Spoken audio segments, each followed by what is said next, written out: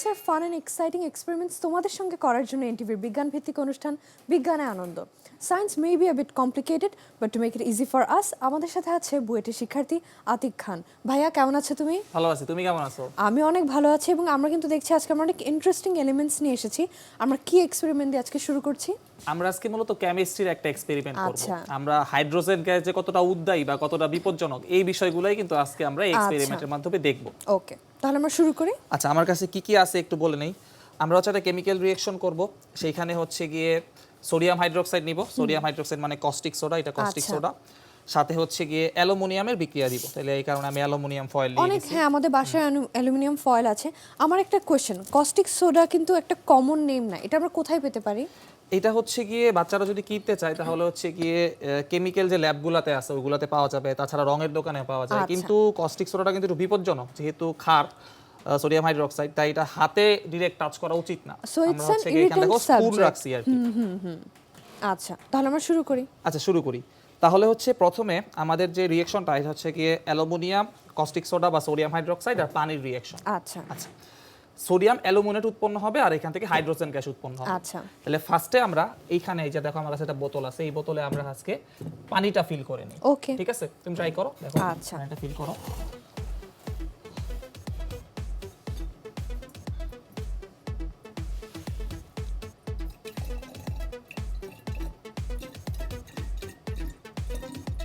হবে।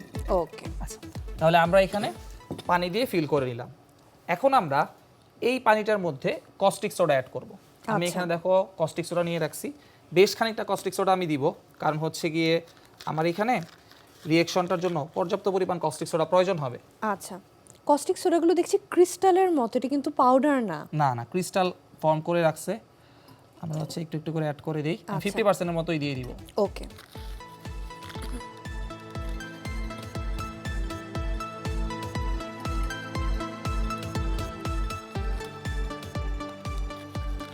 এটা কি পানিতে এমনিতেই ডিসলভ হয়ে যাবে নাকি আমাদেরকে এটা এটাকে শেক করতে ডিসলভ হবে? হয়ে যাবে। আচ্ছা, এটার ক্রিস্টালটা ভেঙে ভেঙে হালকা হালকা করে পানির মধ্যে ডিসলভ হয়ে যাবে। ওকে, আচ্ছা, কস্টিক সোডা আমি অ্যাড করে ফেললাম।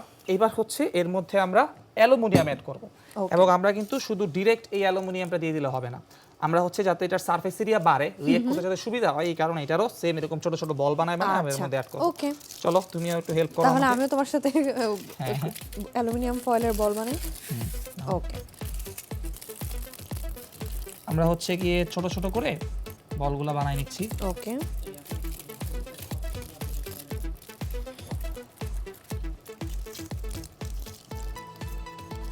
তার মানে আসলে আমরা যদি এখানে বড় পিসও দেই তাও কিন্তু সারফেস এরিয়া বাড়ছে না, সো আমাদেরকে বল বানিয়ে দিতে হচ্ছে। হ্যাঁ হ্যাঁ, যাতে আমাদের সারফেস এরিয়াটা ম্যাক্সিমাম হয় আর কি। ওকে, না, অনেকের মাথায় কোশ্চেন আসতে পারে পুরোটাই দিয়ে দিলাম, তাই না? আচ্ছা, এই রিঅ্যাকশনটা থেকে আমাদের হাইড্রোজেন গ্যাস কিন্তু উৎপন্ন হবে, আর ওই গ্যাসটা আমরা হচ্ছে গিয়ে বেলুনের মধ্যে স্টোর করব। আচ্ছা, সো আমরা কি গ্যাস ফর্মেশনটা বোতলের ভিতর দেখতে পাবো? না, বোতলের মধ্যে আমরা দেখতে পাবো না, কিন্তু হাইড্রোজেন গ্যাস হচ্ছে গিয়ে ডেনসিটিটা ইয়ারের যে এভারেজ ডেনসিটি থেকে কম। আচ্ছা, এই কারণে এটা অটোমেটিক উপর দিকে উপরে চলে উঠে আসবে। আমরা খুব ইজিলি বোতলে স্টোর করতে পারবো। ওকে,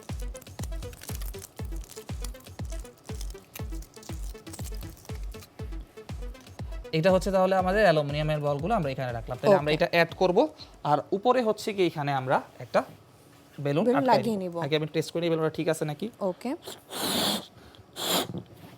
ঠিক আছে, অল গুড। তাহলে চলো আমরা একটু একটু করে অ্যাড করি। আচ্ছা, আমরা কি সবগুলো একবারে দিয়ে দিব? দাও, যায়, সমস্যা নেই, অর্ধেক অর্ধেক করে দিতে পারো, কোনো সমস্যা আচ্ছা, নেই। তুমিও দাও, আমিও দিই। আমিও কয়েকটা দিয়ে দিই তাহলে। এটা তেমন ফাস্ট রিঅ্যাকশন না, আস্তে আস্তেই হবে। আচ্ছা, আমার একটা প্রশ্ন আছে, সেটা হচ্ছে যেহেতু আমি অ্যালুমিনিয়ামগুলো দিচ্ছি এবং একটা গ্যাস প্রডিউস হবে, অ্যালুমিনিয়ামগুলো কি পানির সাথে ডিসলভ হয়ে যাবে? না, এখানে অ্যালুমিনিয়ামগুলা সোডিয়াম হাইড্রোক্সাইড এবং পানি দুইটার সাথে রিঅ্যাক্ট করবে। পরমাণুগুলা রিঅ্যাক্ট করে সোডিয়াম অ্যালুমিনেট আর হচ্ছে আমাদের হাইড্রোজেন গ্যাস উৎপন্ন করবে। আচ্ছা, তো যেই অ্যাটমগুলো রিঅ্যাক্ট করবে ওরা তো ফরমেশন করেই ফেলবে সোডিয়াম অ্যালুমিনেট, আর হচ্ছে গিয়ে যারা হচ্ছে গিয়ে হাইড্রোজেন গ্যাস বের হবে ওইটা হচ্ছে আমি এই বেলুনে আমরা স্টোর করে নিচ্ছি। স্টোর করে না। আচ্ছা, এটা খুবই স্লো রিঅ্যাকশন, সো আমাদের একটু সময় নিয়ে অপেক্ষা করতে হবে। একটু সময় নিয়ে অপেক্ষা করতে হবে। সাফিসিয়েন্ট অ্যামাউন্ট অফ দেওয়া হয়েছে। হ্যাঁ, ঠিক আছে, এখানে ধীরে ধীরে রিঅ্যাকশনটা হোক। Okay. আমরা হচ্ছে কি দেখতে চাই এই টেস্ট টিউবের মধ্যে ছোট আকারে যদি আমরা সেম রিঅ্যাকশনটাই আবার করাই, আমরা হচ্ছে কারণ দেখতে চাইতেছি হাইড্রোজেন গ্যাসটা কতটা উদ্দায়ী, আচ্ছা এটা দেখতে চাইতেছি। তাহলে আমরা ফার্স্টে হচ্ছে এখান থেকে একটু পানি নিয়ে Okay. একটু টেস্ট টিউবে হালকা আমি পানি নিয়ে নিচ্ছি, এই সেম এক্সপেরিমেন্টটাই করব আর কি। সো তাহলে তো আমাদের আরো অ্যালুমিনিয়াম ফয়েলের বল লাগছে। আচ্ছা তাহলে আমরা আরো এখানে কতটা কয়েকটা লাগবে? বানিয়ে নেই।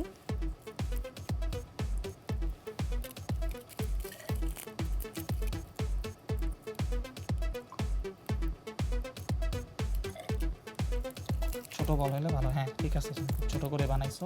ওকে আমি আবার এখানে হচ্ছে কি হালকা পরিমাণ কস্টিক সোডা Add করে নেব আমরা।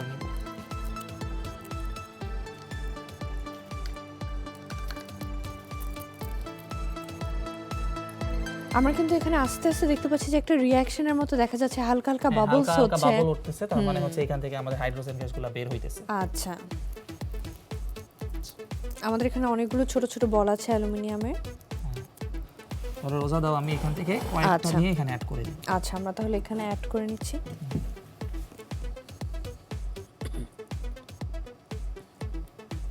দুইটা অ্যাড করলাম।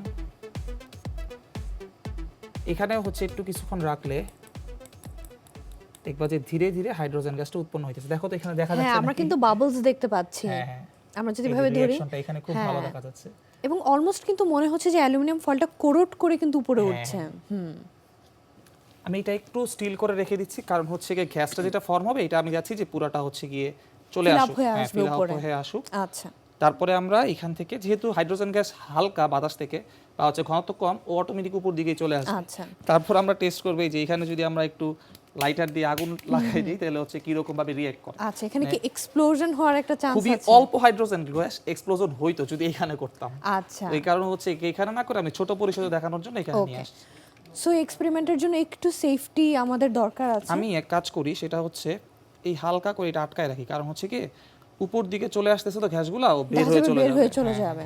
তাহলে এখানে হচ্ছে কি ফিল আপ হবে, একটু করে নাড়াও দিয়ে দিচ্ছি। দেখো এখানেও কিন্তু আমাদের রিঅ্যাকশনটা হইতেছে, এই যে এবং আমাদের বেলুনটা কিন্তু আস্তে আস্তে আস্তে আস্তে ফুলছে। ফুলতেছে, হ্যাঁ।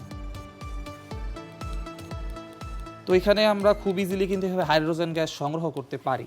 আচ্ছা আবার ইলেকট্রোলাইসিস দিয়েও করা যায়, এটা হয়তো বা কোনো একদিন দেখাবো। আসলে কেমিস্ট্রির রিঅ্যাকশনগুলো যে আমাদের জন্য এত ইম্পর্টেন্ট, আমরা যদি না জেনেই দেখা যেত এটার আশপাশে যদি আমরা ফায়ার নিয়ে আসতাম, একটা বড় ধরনের বড় অ্যাক্সিডেন্ট ধরনের কিন্তু হতে accident হয়ে পারতো। যেত, এটাই। আবার এই যে দেখো কস্টিক সোডাটাও যদি আমাদের হাতে লাগে তাহলে কিন্তু স্কিনের অনেক ড্যামেজ হবে। হ্যাঁ যেহেতু এটা স্কিন ইরিটেন্ট, সো এই বেসিক সেফটি মেজার্সগুলো জানাটা আসলে জানাটা খুবই খুবই ইম্পর্টেন্ট important। সায়েন্সে। বিশেষ করে কেমিস্ট্রির এক্সপেরিমেন্ট করতে গেলে আমরা যখন কেমিস্ট্রি ল্যাবে ঢুকি সবার আগে কিন্তু আমাদের এই মেজারমেন্টগুলো নেওয়া লাগে। হ্যাঁ ঠিক আছে, তাহলে মিক্স এখানে করতে করতে কিন্তু আমরা দেখছি অনেক বাবলস উঠছে এখন। তাহলে এই মানে এই যে দেখো হাইড্রোজেন গ্যাসগুলো কিন্তু এখানে উৎপন্ন হওয়া শুরু করে দিতেছে, তাই না? এখন আমরা যদি দেখো এখানে জাস্ট আমরা এই দেখো উপর থেকে ধোঁয়া বেরোচ্ছে, হ্যাঁ। এগুলো আসলে হাইড্রোজেন গ্যাস। আচ্ছা আমরা জাস্ট যদি আগুন দিই আর হিটও তৈরি হইতেছে এখানে প্রচুর, এই দেখবা, দেখছো হ্যাঁ একটা উদ্দায়ী ছোট্ট হওয়ার একটা কারণে এক্সপ্লোশন হয়েছে। হাইড্রোজেন গ্যাসটা যদি এখনো জ্বলতেছে, তাহলে এটা কিন্তু আমরা দেখলাম খুবই রিস্কি, দেখছো এখনো কিন্তু হাইড্রোজেন গ্যাসগুলো থাকার কারণে এই জায়গায় আগুনটা জ্বলতেছে। যখন এই হাইড্রোজেন গ্যাসটা শেষ হয়ে যাবে, রিঅ্যাকশনটা শেষ হয়ে যাবে, আগুনটা নিভে যাবে। এবং আমরা একটা জিনিস খেয়াল করলাম, ফায়ার দেওয়ার পরেই কিন্তু এটা একটু ডিসকালার হয়ে একটা গ্রে কালার হয়ে গেল লিকুইডটা আমাদের। হ্যাঁ, এখানে হচ্ছে গিয়ে হিট পাওয়ার কারণে প্রচুর হিট উৎপন্ন হয়েছে, তো এই কারণে যাবি বললাম না সোডিয়াম অ্যালুমিনেটের যে ইয়াটা, আমি একটু ধরি, দেখো প্রচুর গরম। হ্যাঁ অনেক গরম। সোডিয়াম অ্যালুমিনেট যেটা আছে এইটা কিন্তু আমার এখানে যে রিয়েক্ট হয়ে উৎপাত হিসেবে নিচে পড়ে রয়েছে, আচ্ছা এই কারণে কিন্তু কালারটা চেঞ্জ হয়ে গেছে। আচ্ছা ঠিক আছে, আচ্ছা দেখো এখানে যে আমরা রাখছিলাম বেলুনটা, বেলুনটা কিন্তু অনেকটাই ফুলে হ্যাঁ উঠেছে। এটাও কিন্তু পুরাটা হচ্ছে গিয়ে রিঅ্যাকশনটা হইছে। এবং দেখো আমি যদি একটু ঘুরাই দেই, তুমি এখানে ধরে দেখতে পারো এখানে কতটা গরম হইছে, নিচে নিচে ভালো হ্যাঁ, পরিমাণ হিট কিন্তু এখানে কিন্তু উৎপন্ন হয়েছে, তাই অনেকটুকু না? হিট রিঅ্যাকশনের জেনারেট কারণে, হয়েছে। হ্যাঁ। এটা একটা তাপ উৎপাদী বিক্রিয়া, এই কারণে আমাদের উৎপাদ হিসেবে আমরা হিট কিন্তু পাইতেছি। আমি রিঅ্যাকশনটা ফাস্ট করার চেষ্টা করলাম, দেখো এখানে কিন্তু অনেকটাই হাইড্রোজেন গ্যাস উৎপন্ন হয়েছে। তাহলে আমরা এটা যদি বের করে ফেলি, এখন এইখানে আমার পর্যাপ্ত পরিমাণ হাইড্রোজেন গ্যাস আছে। এবং আমরা কিন্তু দেখছি এখনো কিন্তু বোতলটা থেকে হাইড্রোজেন গ্যাস বের হচ্ছে। বোতলটা থেকে এখনো হাইড্রোজেন গ্যাস বের হচ্ছে, এই যে দেখো। খুবই সাবধানে আমাদের ইউজ করতে হবে, তুমি এক কাজ করো, এটা একটু ধরো, আমি হচ্ছে কি ওটার উপর আরেকটা লাগাই দিই, ওকে বেলুন লাগাই দিই, কারণ হচ্ছে কি এনভায়রনমেন্ট হাইড্রোজেন গ্যাস লিক হলে যে কোনো সময় হচ্ছে আগুন একটা ধরে যেতে পারে। স্পার্ক হলে আগুন ধরে যেতে পারে।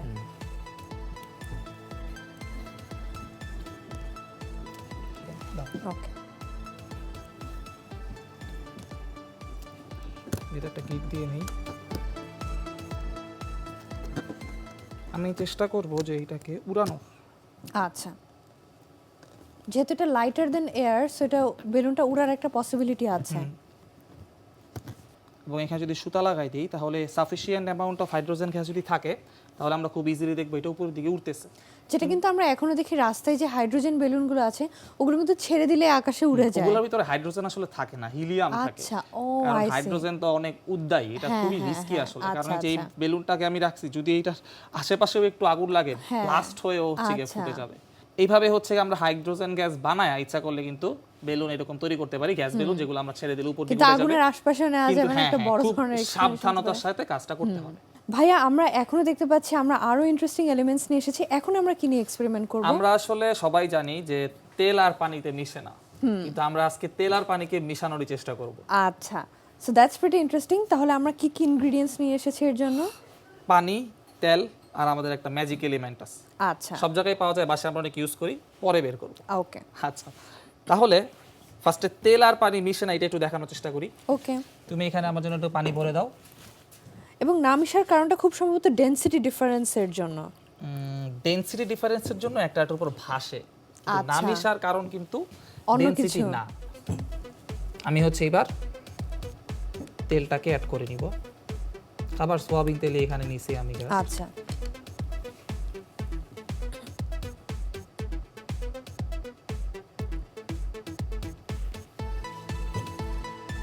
দেখো ধীরে ধীরে করলে তেলগুলা উপরে চলে আসলো, পানি কিন্তু নিচে। নিচে।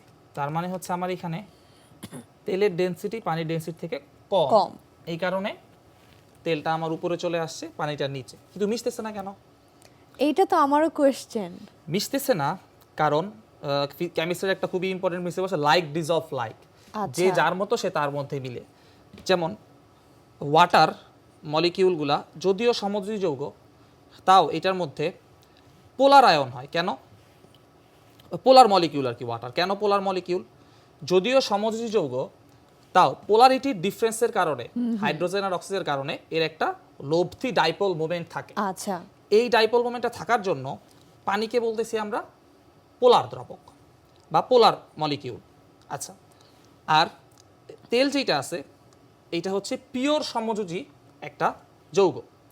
তাহলে পোলার যেই দ্রাবক আছে সে হচ্ছে সচরাচর সোডিয়াম ক্লোরাইড, যেমন আয়নিক যৌগগুলো যেগুলো আছে বা ওর মতো পোলার যৌগ যেগুলো আছে তাদেরকে ডিজলভ করাইতে পারবে। ও হচ্ছে পিওর সমযোজী যৌগকে ডিজলভ করাইতে পারবে না। আচ্ছা। আবার আমাদের তেল যে, ও হচ্ছে সমযোজী যৌগগুলোকে ডিজলভ করাইতে পারবে, কিন্তু আচ্ছা। আয়নিক কম্পাউন্ডগুলোকে ও কখনো পারবে না। পারবে না। তার মানে তো তেল এবং লবণও কখনো মিশবে না। তেল আর লবণ কখনো মিশবে না। আচ্ছা। কারণ হচ্ছে গিয়ে তেল হচ্ছে আমার সমযোজী যৌগ আর লবণ বা সোডিয়াম ক্লোরাইড হচ্ছে একটা আয়নিক আয়নিক যৌগ। যৌগ। আচ্ছা, তাহলে আমরা যদি এদেরকে মিশাইতে চাই তাহলে কি করতে হবে? অনেক জোরে ঘুটাতে হবে। হ্যাঁ, অনেক ঘুরাতে জোরে হবে, mix এটা করতে দেখে হবে। হয়তো বা তুমি বলতেছো। আমারও তাই আমরা মনে যদি হচ্ছে। এরকম কোনো মলিকিউল পাইতে পারি যেটার এক প্রান্ত পানিতে ডিজলভ হয়, আরেক প্রান্ত তেলে সমযোজীতে ডিজলভ ডিজলভ হয়, হয়। আচ্ছা, তাহলে কিন্তু আমরা এই কাজটা করে ফেলতে পারি। কিন্তু এটা কি কখনো সম্ভব? একটা কম্পাউন্ড এরকম নিউট্রাল একটা কম্পোনেন্ট নিয়ে আছে? হ্যাঁ, আমাদের দেখো অজৈব ফসফেট যেটাকে বলে আমাদের ডিএনএ স্ট্রাকচারের মধ্যে আচ্ছা, দেখবা যে একটা পার্ট থাকে সেটা আয়নিক পার্ট আর পুরো চেইনটা হচ্ছে আমাদের সমযোজী পার্ট। তাহলে এরকম যৌগ কিন্তু পসিবল যেখানে আচ্ছা। একটা পার্ট হচ্ছে আমার আয়নিক বা হাইড্রোফিলিক যে হচ্ছে পানির সাথে মিশতে পছন্দ করে, আরেকটা পার্ট হচ্ছে হাইড্রোফোবিক যে আচ্ছা। হচ্ছে পানির সাথে মিশে না। মিশে না। তাহলে এরকম একটা এলিমেন্ট কিন্তু আমাদের কাছে আছে। দেখো তো এইটা চিনতে পারতেছো নাকি? আজকে আমাদের ম্যাজিক ইনগ্রেডিয়েন্ট তাহলে একটা শ্যাম্পু। হ্যাঁ, একটা শ্যাম্পু। আচ্ছা, শ্যাম্পু বা হচ্ছে গিয়ে যেগুলো আমাদের আসলে স্যুপ যেগুলোকে বলে আমরা ইউজ করি, এগুলো মূলত কি করে আমাদের ময়লাটাকে আমাদের শরীর থেকে ডিটাচ করে ফেলে। ও হচ্ছে কি ময়লাটাকে আকৃষ্ট করে আমি যদি সিম্পলি বুঝাই, ময়লাটাকে আকৃষ্ট করে যৌগের সাথে বন্ড করে ফেলে, তবে যখন আমরা পানি দিয়ে দিই ময়লাটা জাস্ট চলে যাচ্ছে। স্যুপের সাথে চলে যায়, দেখবা ফেনা ফেনা হয় থাকে, হ্যাঁ। তাই না? আচ্ছা, ওই কাজটাই আমরা এখানে করব। দেখো আচ্ছা, জাস্ট এই শ্যাম্পুটা আমি এবার আমাদের যে মিক্সচার আছে এর মধ্যে অ্যাড করব।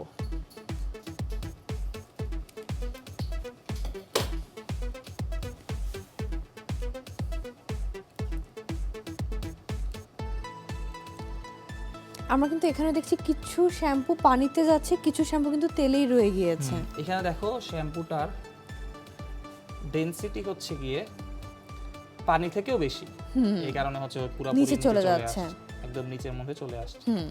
আচ্ছা, তাহলে দেখো তেলের মধ্যেও কিন্তু অনেকগুলো শ্যাম্পু আছে। হ্যাঁ হ্যাঁ, কারণ বলছিলাম শ্যাম্পুর একটা পার্ট হচ্ছে কি হাইড্রোফোবিক আর একটা হাইড্রোফিলিক।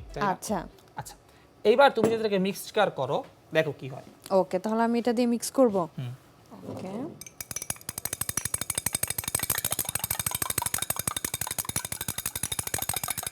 দেখো তেল আর পানি কিন্তু পুরাই মিশে গেল, অলমোস্ট কিন্তু একটা মিল্কের মতো একটা টেক্সচার হয়ে যাচ্ছে, অনেকটা কলয়েডের মতো হয়ে গেছে। এই যে আমরা মিক্স করে নিলাম। কিন্তু আমি খুবই সারপ্রাইজ, নর্মালি আমরা পানিতে যদি শ্যাম্পু দেই আমাদের কিন্তু ফেনাটা অনেক হয়, কিন্তু এই কেসে কিন্তু ফেনা তেমন হয়নি। এখানে যে পানির পরিমাণটাও আছে এবং তেলের পরিমাণটাও আছে, তো এখানে কিন্তু ফেনা, এটা আসলে তোমার স্যুপটা কি ইউজ করতেছে এর উপরও ডিপেন্ড করে। আচ্ছা, এইখানে দেখো আমাদের তেল আর পানি পুরাটাই কিন্তু মিক্সচার হয়ে গেল। এর পিছে একটাই কারণ যে আমাদের হাইড্রোফিলিক প্রান্তটা পানিকে অ্যাট্রাক্ট করছে আর হাইড্রোফোবিক প্রান্তটা তেলের সাথে বন্ড করছে। বন্ড করে এখানে যে অ্যাটমগুলা মলিকিউলগুলো তৈরি হয়েছে এগুলাও বেশ বড় বড় হওয়ার কারণে এটা অনেকটা দুধের মতো লাগতেছে না? হ্যাঁ, এটা একটা কলয়েডের মতো কিন্তু তৈরি হয়ে গেছে। কলয়েড কি? কলয়েডের মধ্যে কণাগুলো এত ক্ষুদ্র ক্ষুদ্র থাকে, এটা কিন্তু মিক্সচার না, সলিউশন না, এত ক্ষুদ্র ক্ষুদ্র থাকে কণাগুলা যে হচ্ছে কি পানির মধ্যে আমরা খালি চোখে দেখতে পাই না। তখন একটা সেম লিকুইডের মতই আমাদের কাছে লাগে। হ্যাঁ, একটা সেম লিকুইডের মতোই লাগে। তুমি যদি কিছু বালু নাও, বালু নিয়ে হচ্ছে পানির মতো মিক্সচার করো, তাহলে কিন্তু তুমি দেখতে পাবা কি বালুগুলো ভাসতেছে। তাই না? কারণ কি বালুর সাইজটা ছোট না, মোটামুটি বড়, কিন্তু কলয়েডের ক্ষেত্রে একদম মাইক্রোস্কোপিক পার্টিকেল। তখন আমরা এই কারণে কিন্তু ভাবি যে এটা পুরোটা একটা সলিউশন। তার মানে কিন্তু এখানে বিলিয়ন বিলিয়ন পার্টিকেলস আছে, যেহেতু অনেক ছোট ছোট এবং পুরোটা ওয়াটারে ডিসলভ করা। হ্যাঁ, তাহলে আমরা কিন্তু এখানে দেখে ফেললাম যে তেল পানিতে বিষ খায় না, কিন্তু হচ্ছে যদি আমরা একটু ইঞ্জিনিয়ারিং করি বা কেমিস্ট্রিকে যদি একটু কাজে লাগাই তাহলে কিন্তু খুব সহজে আমরা দুইটা মিক্সচার তৈরি করে ফেলতে। কিন্তু ভাইয়া এখন কি আমাদের কাছে কোনো উপায় আছে হিট বা অন্য কিছু অ্যাপ্লাই করে যে আমি তেল এবং পানিটাকে আবার সেপারেট করে ফেলতে পারবো? না, পারবো হয়তোবা, কিন্তু এটার জন্য আমাদের হেভি হচ্ছে গিয়ে তোমার ল্যাবরেটরি দিকে এক্সপেরিমেন্ট করে আলাদা করতে হবে, কিন্তু সিম্পল কোনো ওয়ে নাই যে তুমি আবার জিনিসটাকে আলাদা করে ফেলবা। So it's an irreversible reaction. আচ্ছা, রিভার্স করা যাবে না আর কি প্রসিডিউরটাকে। ভাইয়া তোমাকে অনেক ধন্যবাদ এত ফান একটা এক্সপেরিমেন্ট দেখানোর জন্য, এবং আমিও যেহেতু কখনো কল্পনা করিনি যে তেল এবং পানিকে মিশানো যাবে, এটা আমার জন্য ওয়াজ প্রিটি ইন্টারেস্টিং। আমরা নেক্সট কি এক্সপেরিমেন্ট দেখব? আচ্ছা, নেক্সট হচ্ছে কি আমরা দেখব যে আমরা যদি বাতাসের যে ফোর্সটা আছে এইটাকে ইউজ করে আমরা একটা গানের মতো তৈরি করতে পারি নাকি। গান? হ্যাঁ, আচ্ছা, যেমন দেখো আমি এখানে হচ্ছে মোমটা জ্বালিয়ে নিচ্ছি। দেখো এইখানে আমি একটা বোতলকে কেটে এর এই পাশে রাবার দিয়ে একটা বেলুনের অংশ লাগিয়ে নিচ্ছি। আচ্ছা আচ্ছা, এইবার আমি যদি এইটাকে স্কুইচ করে বড় করি তাহলে এই পয়েন্টটাতে কি হলো, এই পুরা বোতলের মধ্যে বাতাস ঢুকলো। আচ্ছা, এই জায়গাটা কিন্তু ফাঁকা নাই, বাতাস আছে। যখন আমি এটা রিলিজ করব তখন এই অংশটা বেলুনের গিয়ে কি হয়, বাতাসটাকে জোরে ধাক্কা দিবে এবং এইখান থেকে আমরা জোরে একটা ফোর্স আমরা পাচ্ছি, বাতাস পাবো আর কি, বেশি ফ্লোতে বাতাস পাবো। সো আমি কি আমার হাত দিয়ে ফিল করে দেখা ট্রাই করব? করতে পারো। হ্যাঁ, একটা কিন্তু ব্লো আসে হাতের মধ্যে। আরো কেন, ওই যে আগের যে পর্বটা আছে সেখানে আমরা দেখছিলাম যে দেখো এই জায়গাটা কিন্তু মোটা বেশি এবং এই জায়গাটা কিন্তু চিকন। তার মানে এখান থেকে বাতাসটা যেই বেড়ে গেছে এখানে কিন্তু বাতাসটা বেড়ে যাবে বার্নৌলিস প্রিন্সিপাল অনুসারে, তাই না? তাহলে চলো এটা দিয়ে দেখি আমরা এখানে মোমটাকে নিভিয়ে ফেলতে পারি। ওকে, দেখো যদি আমি বেশ জোরে দেই তাহলে কিন্তু মোমটা নিভে গেল। আচ্ছা, তাহলে এটা বানাবো কিভাবে? এটা বানানো খুবই সিম্পল। দেখো আমরা জাস্ট কি করতে পারি, ফার্স্টে একটা বোতল নিব, এই বোতলটাকে আমরা হচ্ছে গিয়ে কেটে নিব। এই একটা বরাবর যদি আমরা কেটে ফেলি, দেখো এখানে দাগ করাই আছে, সিম্পলি এই বরাবর ধরা করে আমি কেটে ফেলতে চাই বোতলটাকে, তাহলে জাস্ট আমি কেটে ফেলছি। ঠিক আছে, তাহলে আমার এইখানে কিন্তু খুব সুন্দর করে আমি কেটে ফেললাম। একটু বাঁকা হয়েছে, চেষ্টা করবো যে একদম সমান করে কাটা। তাহলে এটাও হবে, সমস্যা নেই। আর বেলুনটাকে আমরা কি করব, সাইড বেলুন দিয়ে সিল করে ফেলবো। হ্যাঁ, বেলুন দিয়ে সিল করে ফেলবো। তাহলে বেলুনটা আমরা কোন পজিশনে কাটতে পারি, সেটা হচ্ছে এই পজিশন যদি আমি কেটে ফেলি, এই পজিশন বরাবর যদি আমি কেটে ফেলি, খুব ইজিলি আমি এটাকে সিল করে ফেলতে পারবো। আচ্ছা, কেটে ফেললাম। আমি যদি বটলটাকে ধরি তাহলে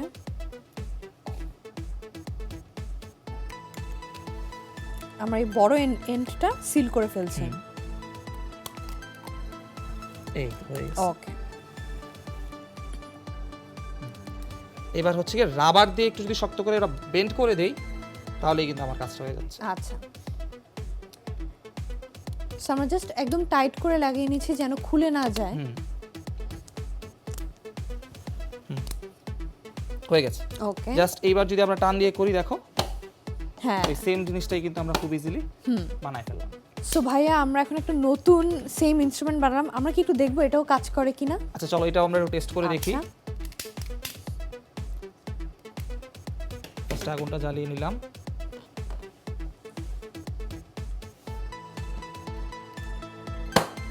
ওয়াও, ফার্স্ট একবারেই কিন্তু হয়ে গেছে। ডিরেকশনটা খুব ভালো করে রাখছি এবং হচ্ছে বেশ খানিকটা টেনে ছাড়ছি, ফার্স্ট শটেই কিন্তু দিবে গেছে। ভাইয়া তোমাকে অনেক ধন্যবাদ। এবং ভাইয়া তুমি আমাদেরকে বলছিলে সাবস্টেন্সটা সম্পর্কে, যে আমরা যদিও সেপারেট করতে পারবো না, কিন্তু ডেনসিটি ডিফারেন্সের জন্য আমরা জাস্ট একটা হালকা সেপারেশন দেখব। আজকে এত মজার মজার এক্সপেরিমেন্টস দেখানোর জন্য ভাইয়া তোমাকে অনেক ধন্যবাদ। তুমি আমাদের অনেকগুলো মিসকনসেপশনস দূর করে দিলে, যে পানি এবং তেলকে মিশিয়ে কি মিশে না, সেটাও কিন্তু আমরা আজকে মিশিয়ে দেখালাম। আমরা অনুষ্ঠানের একদম শেষ পর্যায়ে চলে এসেছি, তাহলে আজকে আমরা বন্ধুদের কাছ থেকে বিদায় নিয়ে নিই। ঠিক আছে প্রিয় বন্ধুরা, এই ছিল আমাদের আজকের আয়োজন। তোমরা যদি আমাদের কোনো ফান এপিসোডস মিস করে থাকো বা রিওয়াচ করতে চাও, এগুলো কিন্তু এনটিভির ইউটিউব চ্যানেল এনটিভি শোজে অ্যাভেলেবল। তোমরা ভালো থেকো, সুস্থ থেকো, এনটিভির সাথেই থেকো। ধন্যবাদ।